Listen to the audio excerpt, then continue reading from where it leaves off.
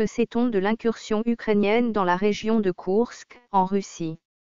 L'incursion ukrainienne dans la région de Koursk, en Russie, a commencé le 6 août 2024 et dure depuis 5 jours. Elle a été confirmée par l'Ukraine, qui a reconnu la présence de ses troupes dans la région pour la première fois. Selon des sources, des milliers de soldats ukrainiens seraient engagés dans l'opération, visant à étirer les défenses russes. Les détails exacts de l'incursion varient selon les sources, mais les éléments clés incluent nature de l'incursion et à la réaction russe.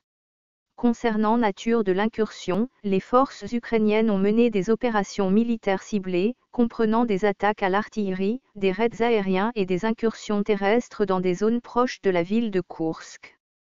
L'objectif est d'étirer les positions de l'ennemi, de lui infliger des pertes maximales, de déstabiliser la situation en Russie et de transférer la guerre sur le territoire russe, a déclaré samedi soir un responsable ukrainien du secteur de la sécurité, s'exprimant auprès de l'AFP sous couvert d'anonymat. Il a assuré que des milliers de soldats ukrainiens participaient à l'opération.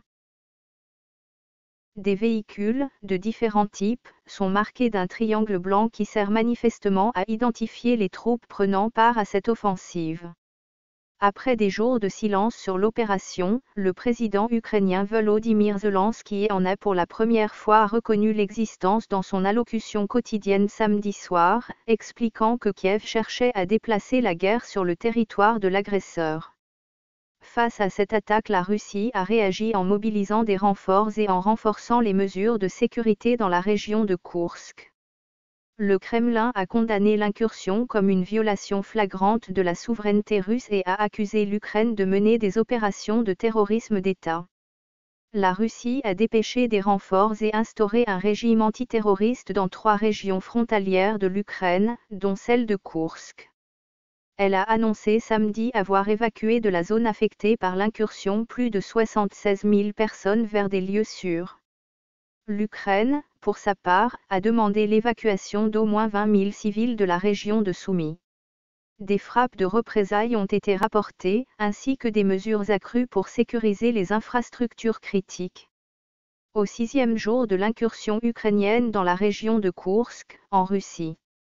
Dans un communiqué, le ministère russe de la Défense a affirmé avoir empêché des tentatives de percée de groupes mobiles de blindés ennemis près des localités de Tolpino, de Jouravli et d'Obeshchi-Kolodé, situées à environ 30 km à vol d'oiseau de l'Ukraine. Le ministère a ajouté que ces avancées avaient été arrêtées par des frappes aériennes, de drones et d'artillerie et l'envoi de réserves du groupement Nord, déployé dans la région ukrainienne de Kharkiv, nord-est. L'armée russe affirme également avoir frappé avec des missiles et de l'artillerie des troupes ukrainiennes près des localités de Soutchia, Kornevo, Staraya Sorochitsa et Borki, et avoir empêché une percée dans le district de Belovski, plus à l'est. Tôt ou tard, la Russie va arrêter les unités ukrainiennes dans la région de Koursk, mais, si au bout d'un certain temps, elles n'arrivent pas à reprendre ces territoires, ils pourront être utilisés à des fins politiques, par exemple lors de négociations de paix.